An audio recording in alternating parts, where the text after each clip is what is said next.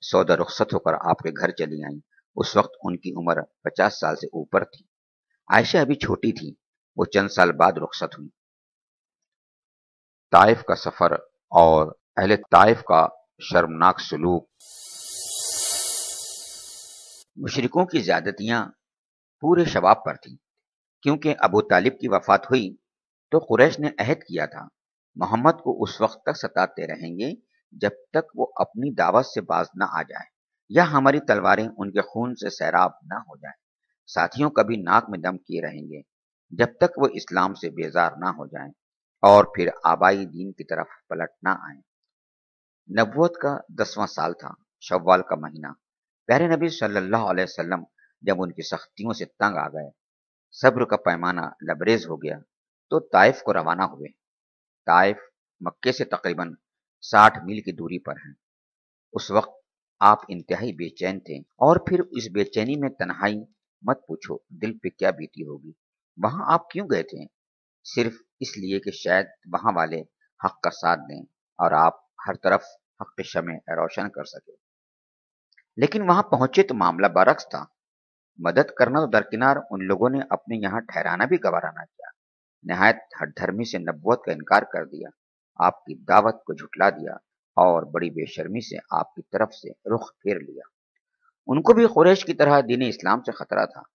طائف کی آب و ہوا بہت اچھی تھی، وہاں کی سرزمین بالکل باغ ارم تھی، انگور اور دوسرے پھلوں کی پیداوار بے انتہا تھی، اس لیے اشراف قریش گرمیاں وہیں گزارتے۔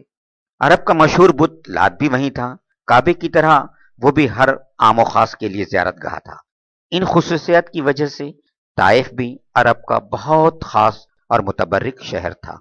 ان کو ڈر تھا اگر آپ کو امان دے دی تو سارا قریش دشمن ہو جائے گا، پھر طائف کی یہ حیثیت اور خصوصیت خاک میں مل جائیں گی۔ آپ چاہتے تھے اہل مکہ کو طائف کا ماجرا معلوم نہ ہو۔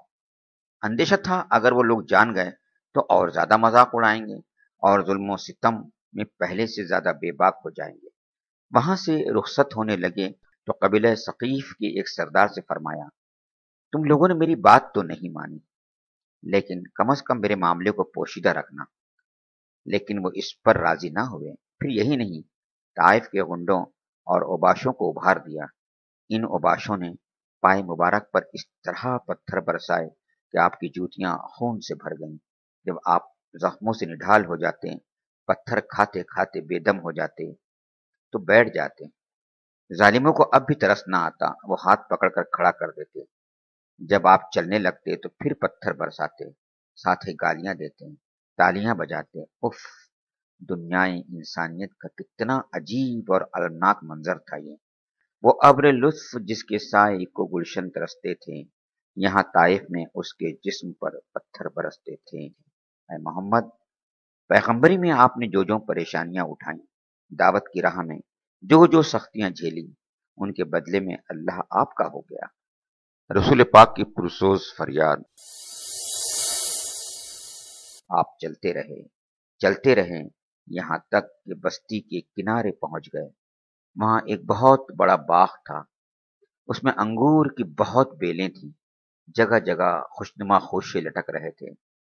آپ اسی باغ میں داخل ہو گئے۔ اس طرح کہیں جا کر آپ کی جان چھوٹی، نگاہیں بے اختیار آسمان کی طرف اٹھ گئیں۔ آپ مولا سے گڑ گڑانے لگے، اپنی بے بسی کی فریاد کرنے لگے کہ اس کی رحمت کو جوش آئے اور آپ کو اپنے دامن میں لے لیں۔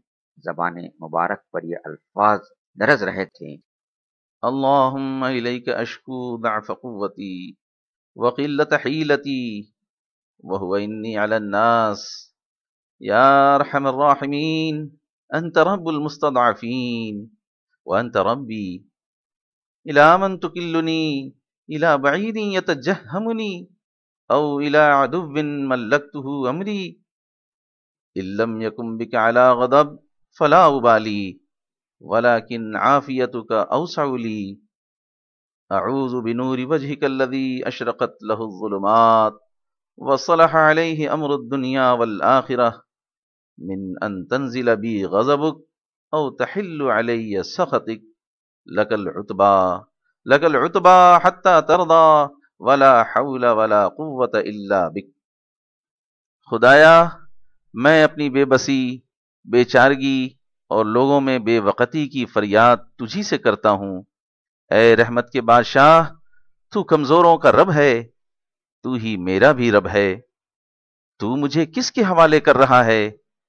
کیا کسی بیگانے کے جو مجھے دیکھ کر تیوری چاہے، یا کسی دشمن کے جس کو تو نے مجھ پر قابو دے دیا ہو؟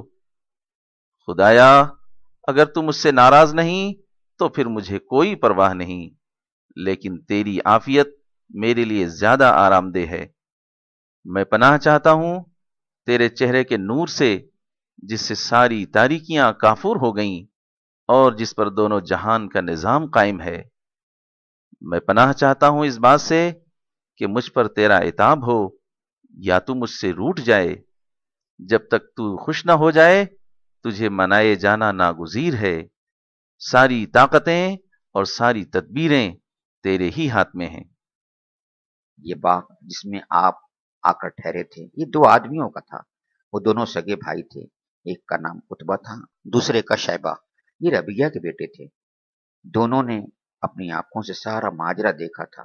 وہ دردناک منظر ان کی نگاہوں میں تھا جب قوم کے غنڈے آپ پر پتھراؤ کر رہے تھے اور آپ خون میں نہائے ہوئے بڑی بے کسی اور بے قراری کے عالم میں آگے بڑھ رہے تھے۔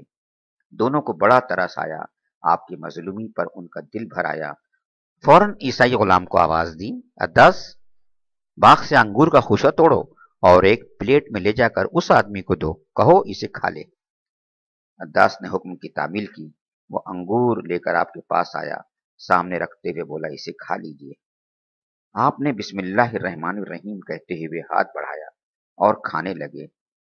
عداس ہکا بکا سا ہو گیا، حیران ہو کر بولا، خدا کی قسم، یہاں تو کبھی کسی زبان سے اس طرح کا فقرہ نہیں سنا۔ آپ نے پوچھا، تم کون ہو، کہاں کے رہنے والے ہو اور کس مذہب کے پیرے ہو؟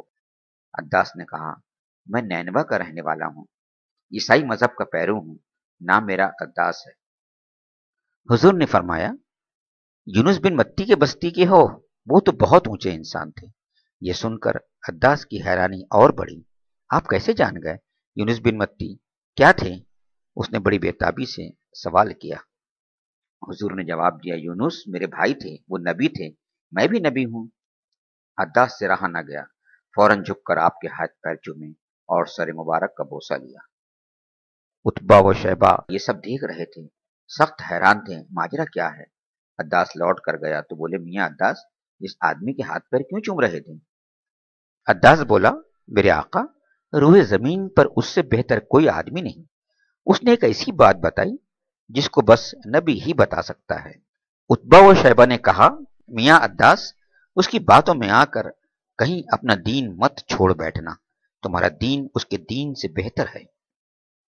پیارے نبی قبیلہ ثقیف کی بھلائی سے مایوس ہو گئے، ان سے مدد ملنے کی کوئی امید نہ رہی۔ اب آپ نے طائف کو خیر بات کہا اور صحرا میں تیز تیز قدم بڑھانے لگے۔